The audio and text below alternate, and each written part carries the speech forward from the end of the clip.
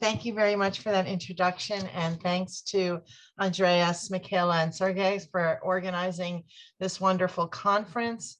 I'm so sorry I can't be there in person to give this talk. I had fully intended to do so, and it would have been my first visit actually to Innsbruck, which I was excited about, and I hope I get to come another time.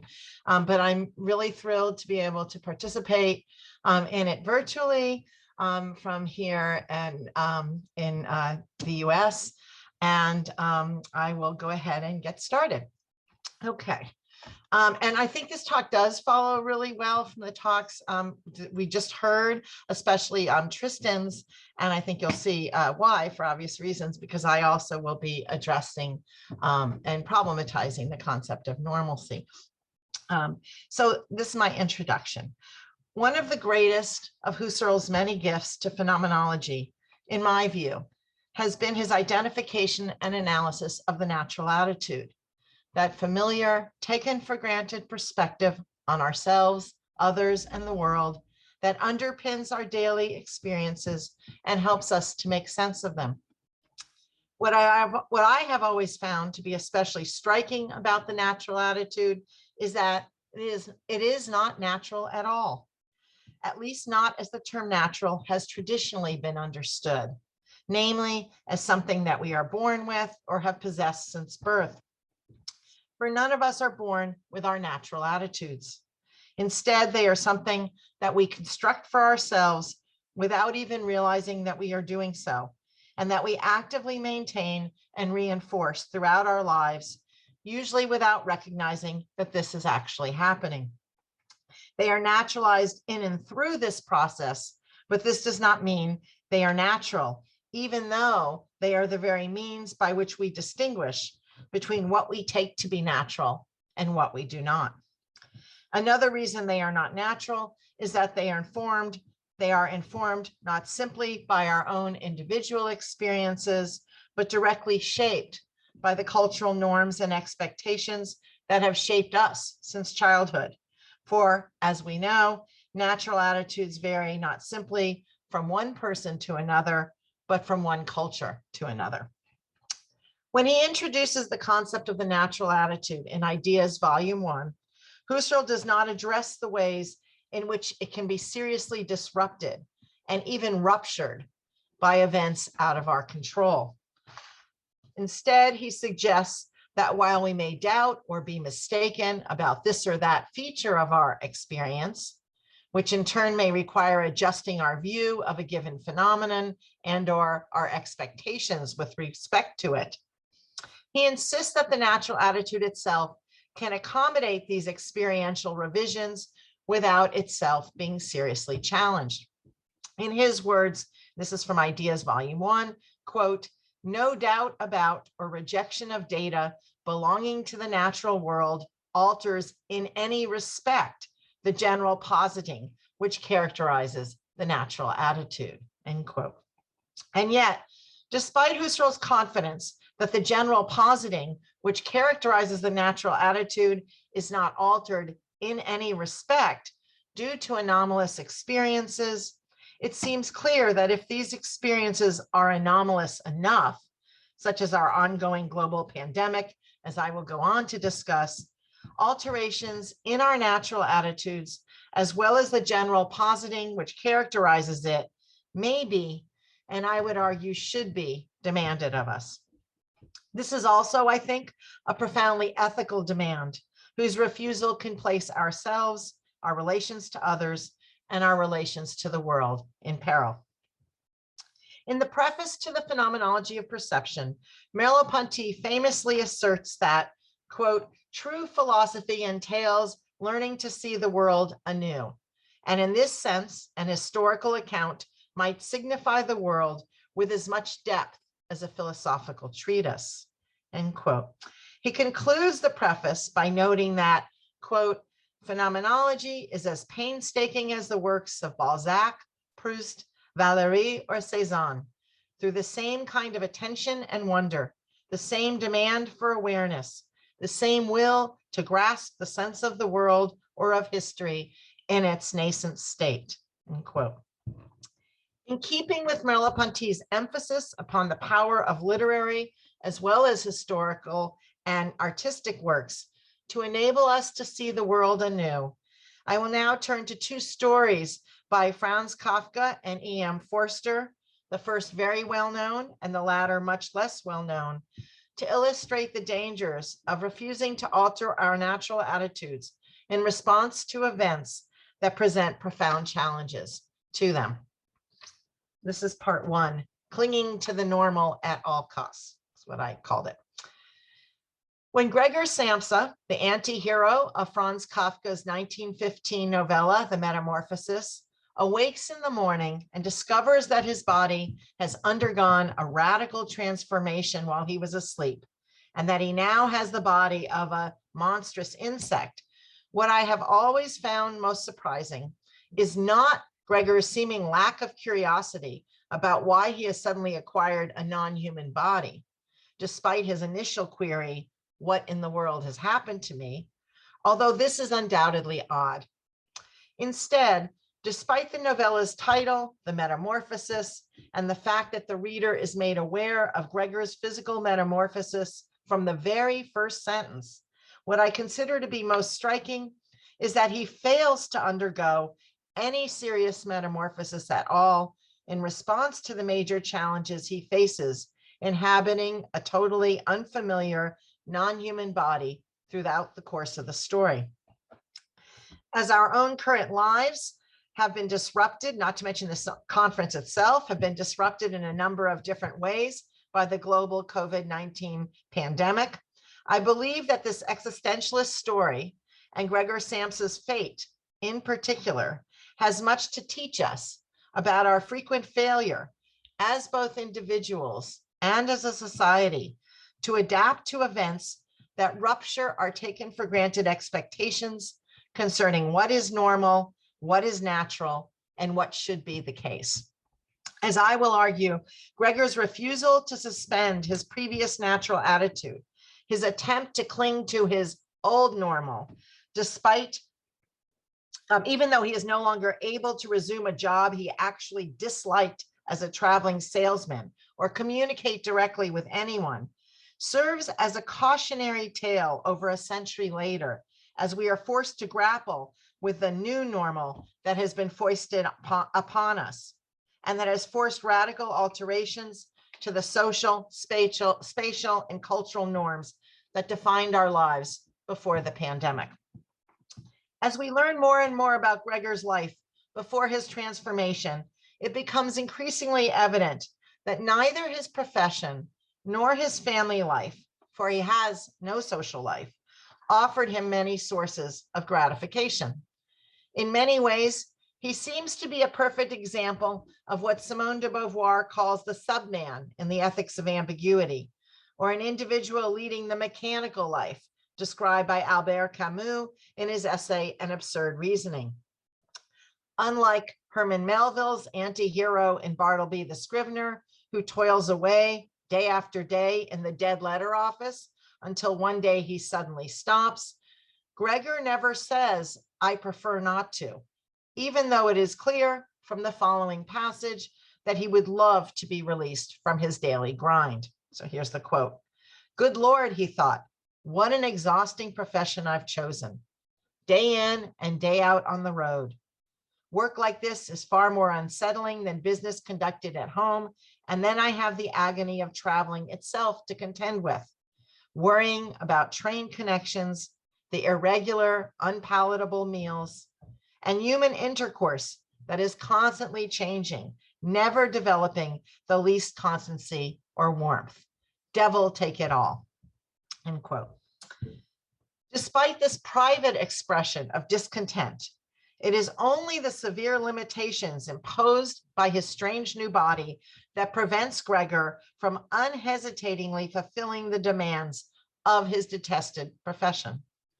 For after helplessly and painfully rocking to and fro to assume his habitual position on his right side in the vain hope of falling back asleep and discovering that his transformation has only been a bad dream, Gregor's increasingly urgent preoccupation is not with his strange, unwieldy new body, as one might expect, but with whether he can still catch the next train at 7 a.m., for he has just discovered, to his utter dismay, that he has somehow slept through his 4 a.m. alarm. Knowing well his boss's view that illness is only an excuse healthy individuals use to avoid work, and in spite of the fact that Gregor has never missed a day of work in all his 5 years of service, his primary, rather desperate concern is to find some way to get up and unlock his bedroom door so that he can make it to the office. In short, his most pressing and, under the circumstances, extremely absurd worry is not about his utterly bizarre situation, but his boss's wrath. For Gregor anticipates, rightly, it turns out, that his boss is likely to arrive on his parents' doorstep shortly, demanding to know why their lazy son has refused to show up on schedule. I think this emphasis on work ties in with points that Sonia was just making too in the previous talk. What Gregor does not do in the face of this radical and ultimately permanent break with the familiar life he has lived up to this point, even as the story progresses and he gets more accustomed to his new body and its unique limits and possibilities, is adjust to, much less accept, the new normal that has suddenly taken over his entire existence. This failure to adapt to his new situation, I will argue, incredible as the latter is not terribly unlike the difficulties many people today have experienced, and in some cases are continuing to experience, in adapting to the new spatial, social, and health protocols demanded by our current pandemic, despite the significant differences that dramatically distinguish Gregor's situation from our own. Both cases, I suggest, involve an obstinate refusal to take the opportunities provided by this forced reprieve from our habitual routines to develop a critical perspective on our former lives, including not only our chosen or unchosen professions, but also our relationships with others, both human and non-human. Perhaps the only source of comfort that Gregor clearly took from his old job, which we are told he took on after his father lost his job due to an unexplained mercantile catastrophe, was the fact that his salary enabled him to successfully meet both his own and his family's basic needs. Yet, although it is evident that he found it personally gratifying to be able to support himself, as well as his father, mother, and sister on his salary, thereby serving as the sole breadwinner for his family, and despite the fact that his job as a traveling salesman was not as physically taxing as the jobs many manual laborers undertake every day, he nonetheless experienced his work life as soul draining, all the more so since the constant travel it required prevented him from forming close relationships outside of his family that might have ameliorated his loneliness and compensated for the lack of satisfaction he attained from his professional duties. With his abrupt transformation, however, even this tangible material accomplishment and cause for pride was brutally and forever taken away. Listening to a conversation between his father, mother, and sister from his bedroom, which is the only place in the apartment he is still allowed to inhabit, Gregor learns that his father has secretly squirreled away some extra funds that not only can help tide them over in the short run, but that might have enabled Gregor to take a different job he liked more that paid less. Instead of being filled with resentment, however, about the fact that his father never told him about this financial safety net, we are informed that, quote, behind his door, Gregor nodded eagerly, delighted at this unexpected prudence and thrift. To be sure, he might have used this surplus to pay off more of his father's debts with his boss, and the day on which he would have been able to divest himself of his post would no longer have been nearly so far off. But as things stood, his father's arrangements were no doubt for the best, end quote. Rather than placing his family in a financially precarious position, as one might reasonably have expected, moreover, Gregor's sudden inability to work leads his parents and his sister to successfully seek paid employment on their own. Before long, new routines are established, both inside and outside the family home. Routines that largely exclude the monstrous vermin who remains confined to the four walls of what has now become very much like a prison cell. The greatest transformation that occurs concerns his father. With no small astonishment, Gregor wonders, quote, was this still his father? The same man who used to lie wearily entombed in his bed when Gregor set off on a business trip, who would greet him on the evening of his return, sitting in an armchair in his nightshirt, who, incapable of rising, would merely raise his arms to signify his delight. And on the rare walks they still shared, a few Sundays each year and on major holidays, would trudge between Gregor and his mother, who themselves were already walking rather slowly, moving even a bit slower than they, bundled up in his old overcoat, always with his gingerly advancing cane, and almost invariably coming to a halt and collecting his companions around him whenever he had something to say. Now he was standing properly erect, dressed in a smart blue uniform with gold buttons of the sort worn by porters in banking establishments. Above the jacket's tall, stiff collar, his powerful double chin unfurled. Beneath bushy eyebrows, his black eyes peered out acutely and attentively. His once disheveled white hair had been painstakingly combed and parted until it gleamed, end quote.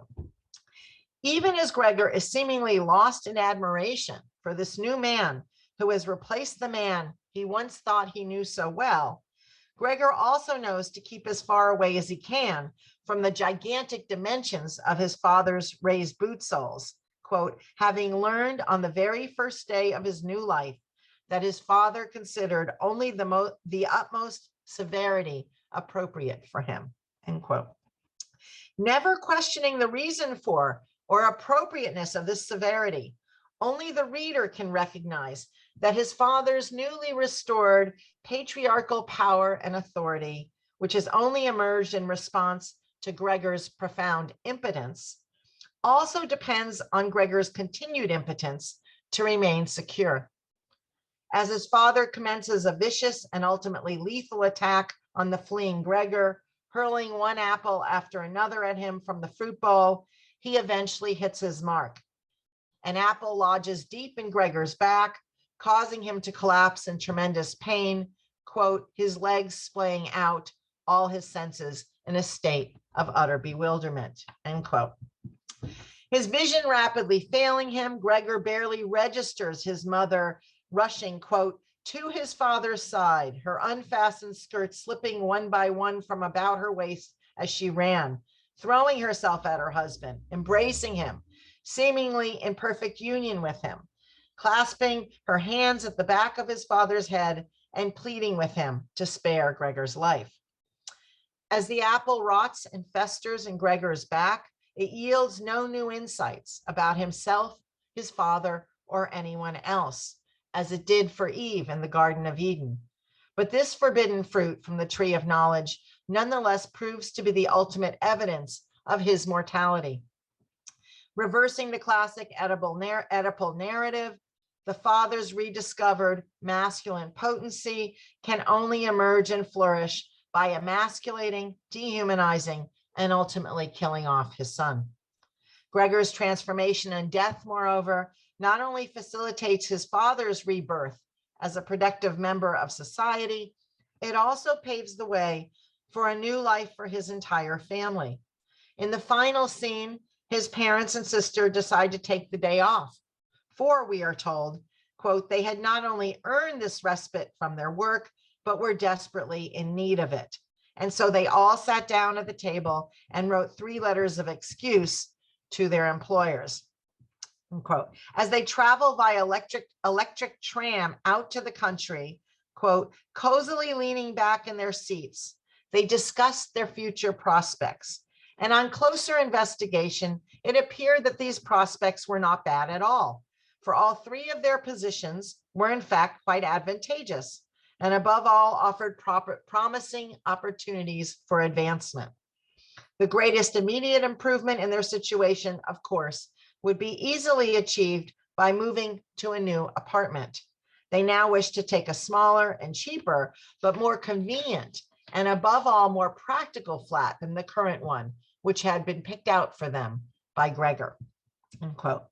These happy thoughts are in turn succeeded by Herr and Frau Samsa's sudden recognition that it was now time to find their daughter a good husband, since, again, another quote, despite all the torments that had made her cheeks grow pale, she had recently blossomed into a beautiful, voluptuous girl.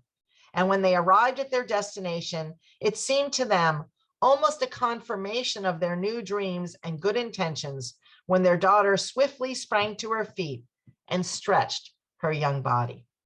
Unquote. Gregor's radical transformation and eventual death or suicide is, in short, is precisely what makes their own metamorphoses and new lives possible. In fact, Gregor himself realizes this clearly in his final moments of life, when he acknowledges that his continued presence in the family home is an insuperable obstacle to his parents' and sisters' well-being and happiness. Already, Kafka informs us, this final quote, he could scarcely feel the rotting apple in his back, nor the inflamed area surrounding it, both now enveloped in soft dust. He thought back on his family with tenderness and love. His opinion that he must by all means disappear was possibly even more emphatic than his sister. He remained in this state of empty, peaceful reflection until the clock struck the third hour of morning. He watched as everything began to lighten outside his window. Then his head sank all the way to the floor without volition, and from his nostrils, his last breath faintly streamed. Unquote. Let's now start the second part of my paper called New Normals, New Technologies. Though none of us have fortunately been forced to deal with the extreme challenges that Gregor Samsa faced, the global pandemic has nonetheless resulted in massive alterations to most people's habitual routines for the past year and a half. Luna Dolezal, in her 2020 article, Intercorporeality and Social Distancing, succinctly captures the effects of the pandemic on our previously normal pre-pandemic social interactions as follows. Quote, overnight, the COVID-19 crisis has modified the parameters of face-to-face bodily communication. As all bodies have been rendered potential disease vectors and social distancing rules have come into place, our everyday encounters with others have been transformed as we adhere to the 2 meter, or here in the US, the 6 feet rule. In addition, we have had to learn a new body idiom that speaks to needs of the crisis. As a result, the unthinking flow of interaction rituals has become disrupted as we have become self-conscious of our body's presence for others, and at the same time, highly conscious of the presence of others' bodies for ourselves. Unquote. These modifications in our face-to-face bodily communications and rituals, as we know, are not the only disruptions that the ongoing pandemic has made to our daily lives. Instead of our daily commutes to work, many of us were forced to work remotely from our homes, while others lost their jobs altogether or had to give up their jobs to perform full-time childcare duties, including supervising young children's virtual education as school buildings and daycares were shuttered, not only in our own home countries, but also throughout the world. For those families that lack homes, internet access, and/or the necessary computer hardware and software, even virtual schooling became difficult, if not impossible, to access. And even for those families who were fortunate enough to have both the technology and the space required for their children to transition abruptly to online instruction, there have been innumerable obstacles along the way. including the sudden closing down, for example, of classes in Fairfax County, Virginia, one of the largest school districts in the United States, when their system was hacked and teachers and students' computers were suddenly flooded with pornography the very first day classes were supposed to resume. And this was far from an anomaly. Indeed, just last month, classes were abruptly shut down at Howard University in Washington, D.C., due to hacking-related issues.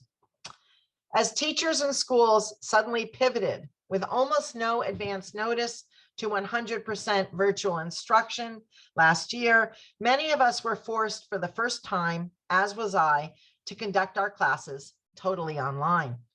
Though several of my department colleagues had taught online summer school courses and so were at least comfortable with a virtual class format, I had never done this. And to be honest, I never planned to do it.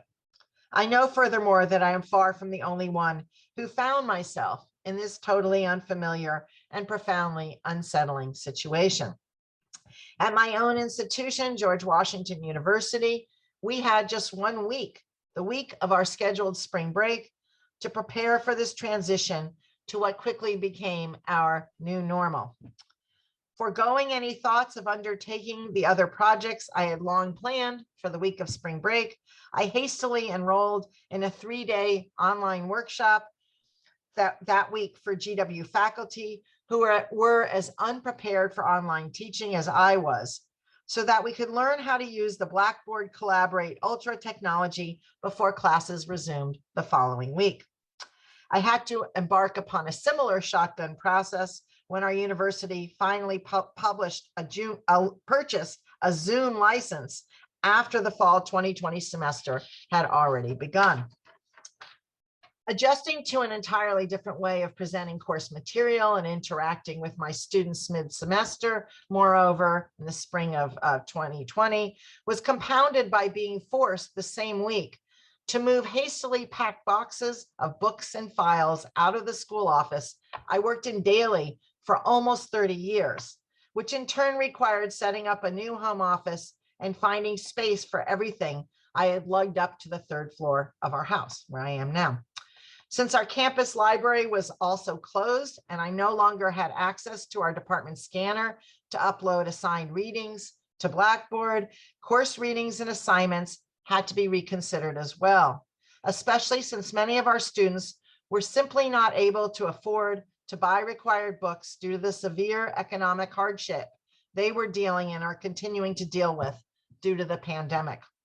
It quickly became evident, in fact, that if I assigned any books that weren't available in an electronic format and that had to be purchased, it was likely that at least half, if not more, of the students would not end up reading them. And yet, despite these formidable challenges, many of which we are still contending with almost 1.5 years later, I also knew I was incredibly fortunate to only have the problems I have mentioned and not more serious ones. My 5 kids are now adults, and I can't even imagine how I could possibly have done all of this if they were still young. And I also had to supervise their online schooling and care for them at home while attempting to master the requisite technology and teach my own classes, much less attend regular meetings. Even as all of my kids returned to our house for extended stays over the past 1.5 years to pursue their graduate studies and/or jobs remotely, even as every floor of our house and the back patio filled with family members on computers, even as the amount of daily laundry and food consumption reached levels we hadn't experienced in years, not to mention the level of alcohol consumption, and beware of the latter, especially if there's another pandemic and your kids are housebound and over 21. Actually, you don't need to be over 21 in Austria. And even as my 89-year-old father-in-law became seriously ill and died early on in the pandemic, when the COVID-19 protocols at his Massachusetts assisted living facility and at the hospital prevented family members from visiting him during those precious final days, we were all fully conscious that we had it pretty good back here in Arlington, Virginia. In fact, that is precisely why all the kids returned home. Of course, the pedagogical and personal challenges I have just described are not the least bit unusual, but part of the new normal that thousands of educators have been forced to reckon with during COVID. And if these were the only serious issues we all needed to deal with this past year and a half, we would all have been fortunate indeed. However, as we all know, across the academy, countless part-time and full-time faculty appointments have been permanently eliminated due to COVID-related budget cuts, with very little or even no advance notice that the faculty occupying them were about to lose their jobs.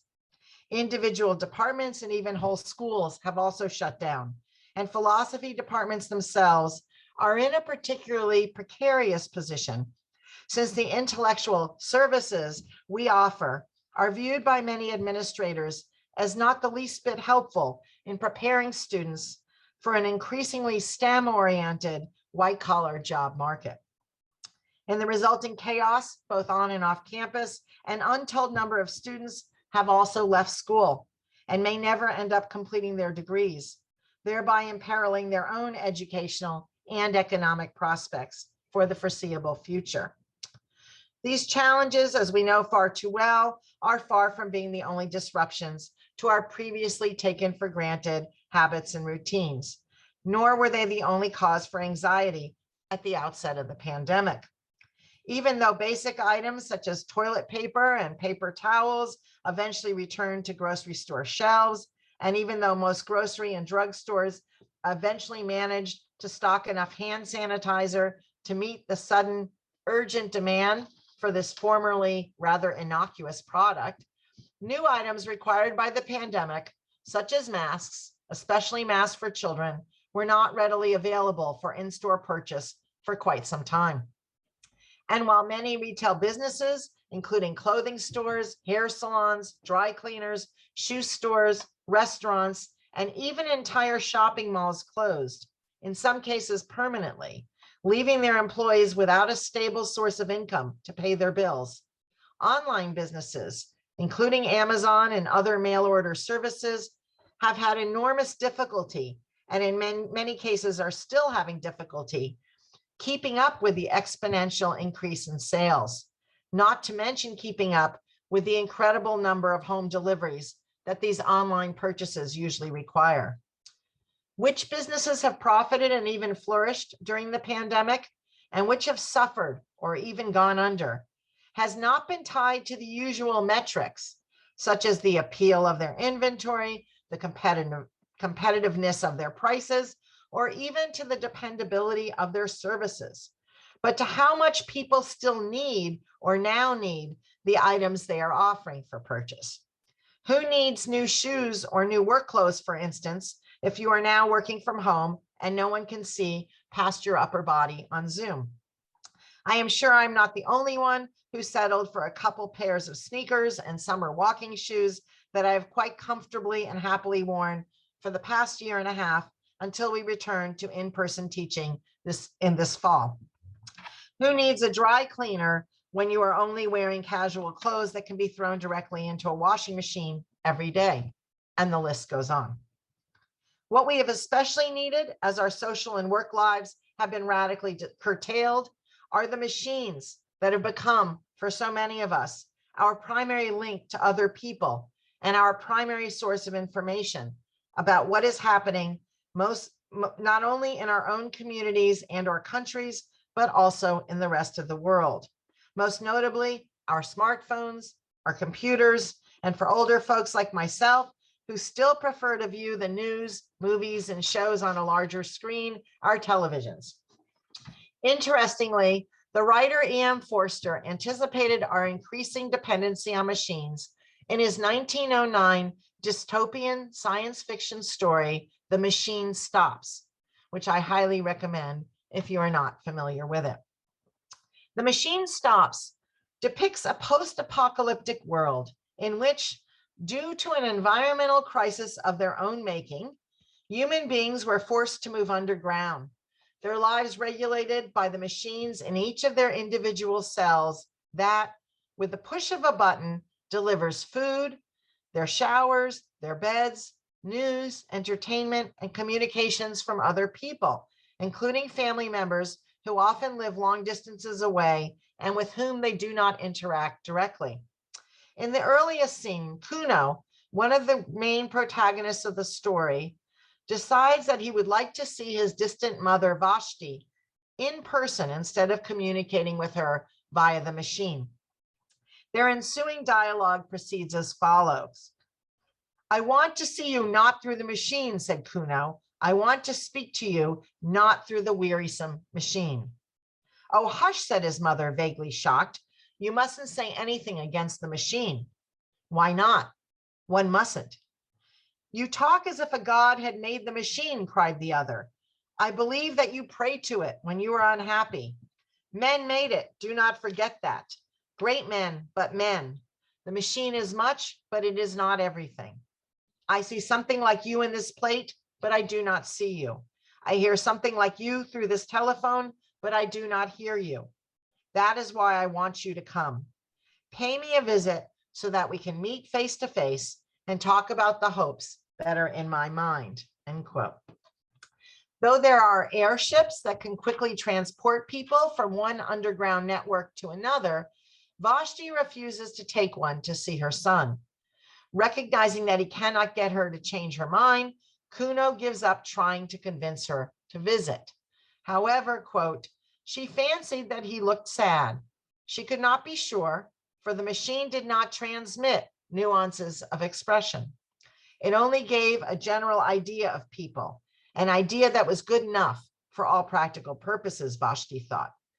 The imponderable bloom, declared by a discredited philosophy to be the actual essence of intercourse, was rightly ignored by the machine, just as the imponderable bloom of the grape was ignored by the manufacturers of artificial fruit. Something good enough had long been accepted by our race, end quote. Unlike the residents of Plato's cave, who have access to no other reality beyond the shadows on the wall, which are their reality, Vashti, like the other underground inhabitants, knows that the secondhand knowledge that is delivered through the machine, such as her own prepared lecture on Australian music, are based not on their actual experiences, but on the experiences of their predecessors who actually witnessed them in person. This secondhand knowledge, in turn, quickly becomes third-hand knowledge as younger scholars record travel lectures based not on the original source's experiences, as Vashti presumably does, but on the writings of those who never saw the places they are describing. Kuno's refusal to accept what she views as good enough, namely to interact with her through the interface of the machine, is an affront because it is a rejection of what she views as a perfectly comfortable, satisfying, and normal existence. After Kuno, in frustration, pushes his isolation button to end the conversation, we are told that, quote, for a moment, Vashti felt lonely.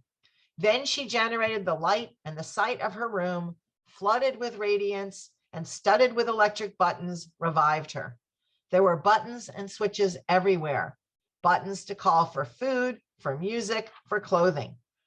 There was the hot bath button, by pressure of which a basin of imitation marble rose out of the floor, filled to the brim with a warm deodorized liquid. There was a cold bath button. There was the button that produced literature, and there were, of course, the buttons by which she communicated with her friends. The room, though it contained nothing, was in touch with all that she cared for in the world, end quote. Reconsidering her hasty rejection of her son's wish for her to visit him in person, especially after he tells her that he will not talk to her again until she decides to come, Vashti presses an unfamiliar button that opens a wall in her room to reveal a curved tunnel. Contemplating the steps necessary to pay this visit, she notes that all she has to do is to, quote, summon a car, and it would fly with her down the tunnel until it reached the lift that communicated with the airship station. The system had been in use for many, many years, long before the universal establishment of the machine. And of course, she had studied the civilization that had immediately preceded her own, the civilization that had mistaken the functions of the system and had used it for bringing people to things instead of for bringing things to people. Those funny old days when men went for change of air instead of changing the air in their rooms. And yet, she was frightened of the tunnel. She had not seen it since her last child was born. It curved, but not quite as she remembered. It was brilliant, but not quite as brilliant as a lecturer had suggested. Vashti was seized with the terrors of direct experience. She shrank back into her room and the wall closed up again. Kuno, she said, I cannot come to see you. I am not well. Immediately, an enormous apparatus fell onto her out of the ceiling. A thermometer was automatically laid upon her heart. She lay powerless. Cool pads soothed her forehead. Kuno had telegraphed to her doctor. Unquote. As part 2 of the story commences, despite her earlier protestations, Vashti has left her comfortable domicile and is in the midst of a stressful trip in the airship to visit her son. Immediately upon her arrival, intending only to stay a few minutes to hear him out, despite the arduous journey, she is horrified when he informs her that he has wanted her to visit so that he could let her know in person, without the mediation of the machine, that he has violated its rules by visiting the surface of the earth without first acquiring the necessary egression permit. This permit enables one to enter a vomitory that deposits one fully equipped with a respirator above ground. When Kuno tells her that he has found a way to get there on his own 2 feet, but that he is now being threatened with homelessness for violating the rules, she is even more shocked.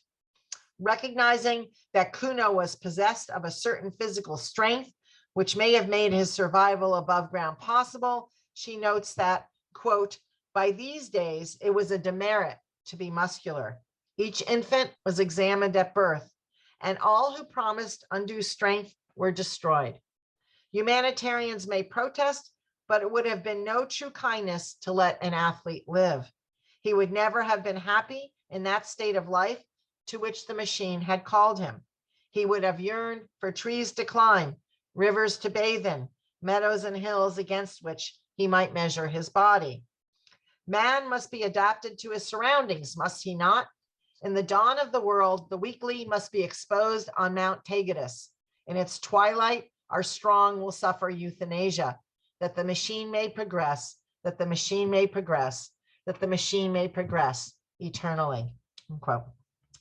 Kuno goes on to explain to her how he succeeded in making his illegal journey. After vertically ascending one platform of cells after another to get closer and closer to the Earth's surface, he discovered a railway tunnel that he kept exploring in repeated visits in the hopes that it might lead him above ground.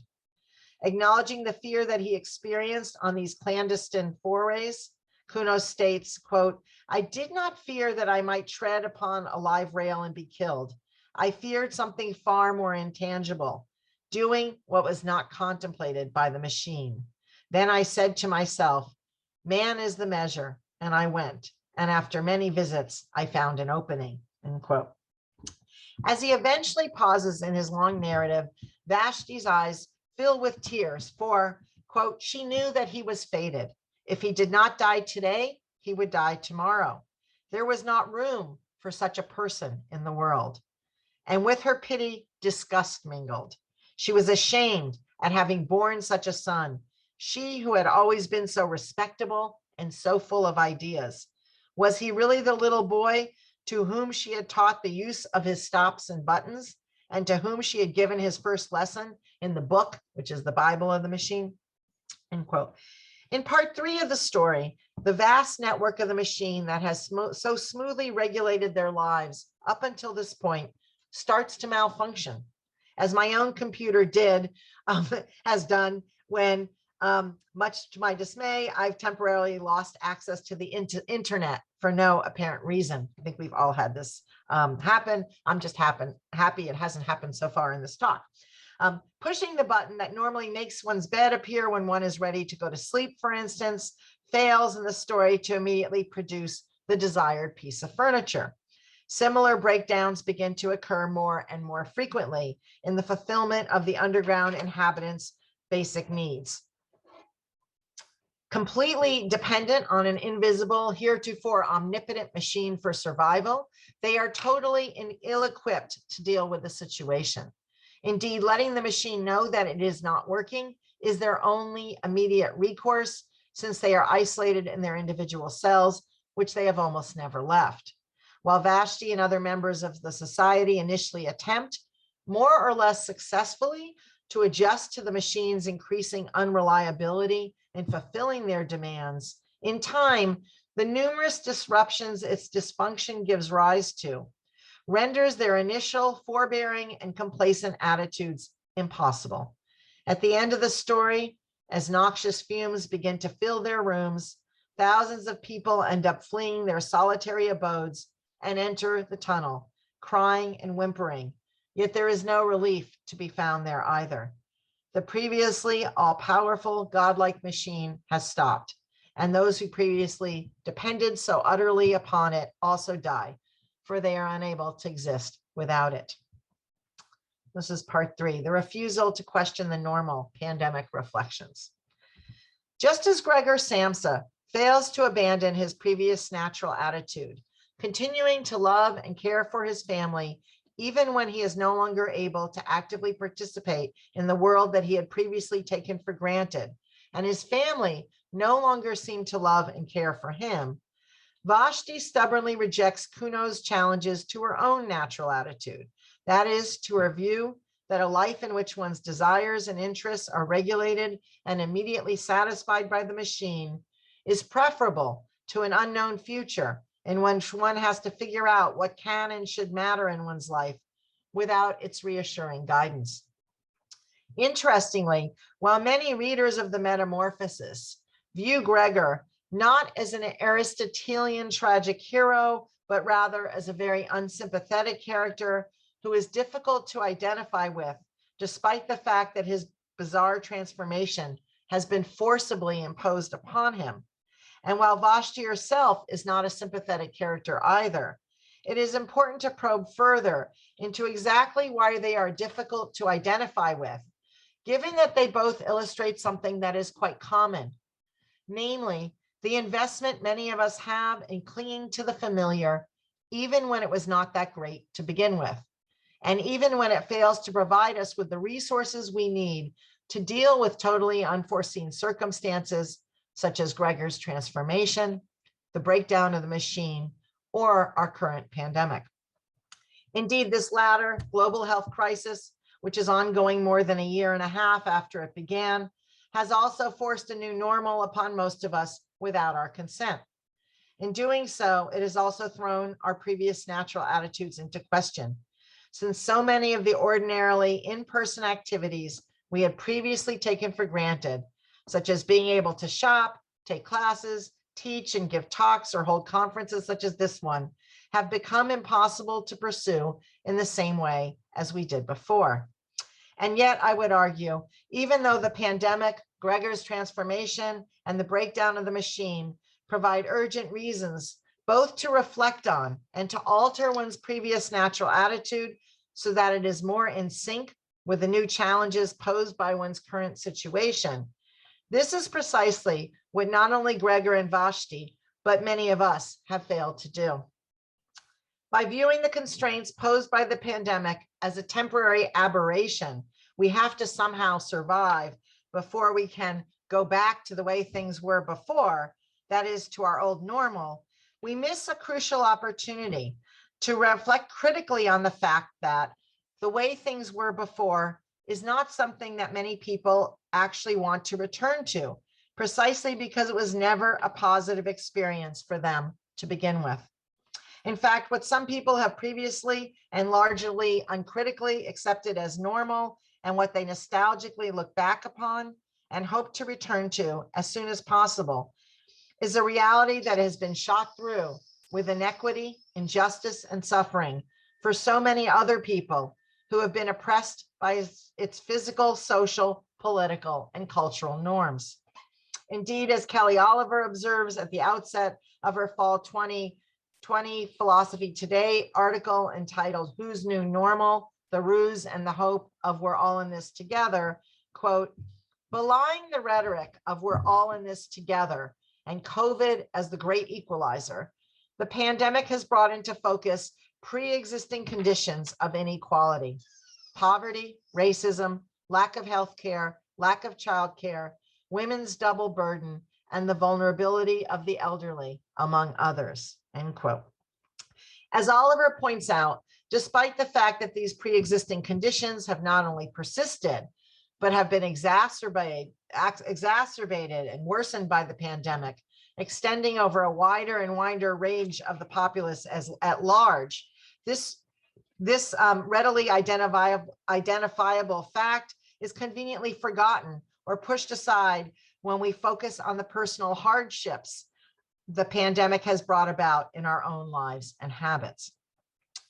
For those individuals who are already severely immunocompromised, like Oliver's own sister Ruthie, or who are profoundly disabled and who have spent most of their lives largely restricted to their homes, institutions, or hospitals, this new normal that so many people complain about and even actively resist is not really new at all. Rather, it is fairly indistinguishable from their lives before the pandemic began. It is for this reason that Oliver reminds us of the overlooked fact that, quote, "the new normal for some is the old normal for many others," end quote. In Intercorporeality and Social Distancing, Phenomenological Reflections, Dolezal focuses on the embodied effects of the social distancing demanded by the pandemic and the climate of suspicion and distrust associated with our recognition that any person we come into contact with could, quote, "come too close, cough, sneeze, or leave a trail of germs," end quote. While this, quote, "wedge of suspicion has pierced almost every embodied encounter," Dolezal, like Oliver, stresses that this new intercorporeality for many of us under the social restrictions imposed because of COVID-19 is in fact a very familiar bodily existence for many others. Bodies which are marginalized, stigmatized, or marked out as suspicious or dangerous routinely experience the avoidance of others, end quote. While many of us for whom the pandemic indeed constitutes a new normal have chafed at the profound disruptions that COVID-19 has produced in our previous habits and routines, some of which I described earlier, some people have refused to accept the necessity of altering these habits and routines at all. Indeed, there are numerous examples we can all readily point to of people who have doubled down on their investment in the old normal that defined their lives before the pandemic began. Thus, in contrast to Gregor's refusal to question the legitimacy of his beloved family's treatment of him, much less their conviction that he has become an intolerable burden to them, many people have questioned, and in quite a few cases, violently refused to abide by the new constraints that the pandemic has placed on our daily lives, especially in our ability to move about as freely as we did before it began. Their bitter resentment and even outright rejection of the restrictions posed by the current pandemic has produced a range of problematic responses, from refusing to wear a mask in public places, refusing to be tested or vaccinated, and/or refusing to engage in social distancing, even when this is mandated by law. Perhaps not surprisingly, these refusals of the health mandates required by the new normal are almost inevitably accompanied by a tacit or even explicit refusal to acknowledge that the new normal we are currently contending with is actually better for some people than the old normal they were forced to contend with before. If you were bullied regularly in school, for instance, not having to attend school in person this past year was not experienced as a major hardship, or even as an illegitimate impingement of one's freedom of movement, but instead as an enormous relief. And it is in attending to these latter cases, which are not as few or far between as one might think, that we can begin to confront the limits of both our previous and current natural attitudes. as well as the desirability of returning to what we previously accepted as normal as soon as we possibly can. These are lessons, I would argue, that can only be learned if we attend closely and carefully to the perspectives of the numerous individuals for whom the old normal was oppressive and therefore far from a comfortable, much less comforting experience.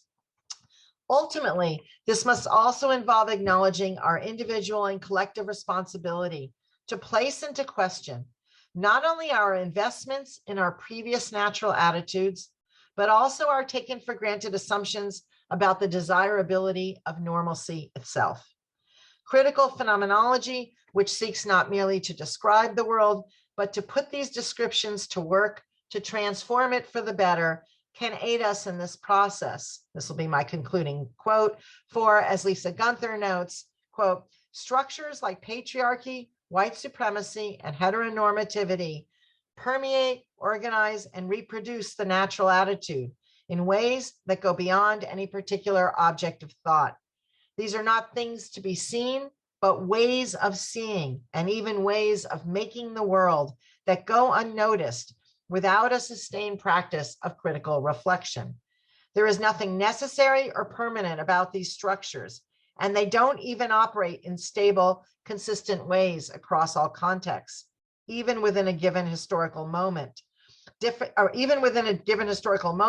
Differently positioned subjects are likely to have divergent relations to overlapping structures. And yet these structures generate the norms of the life world and the natural attitude of those who inhabit them. We overlook them at our peril. Thank you.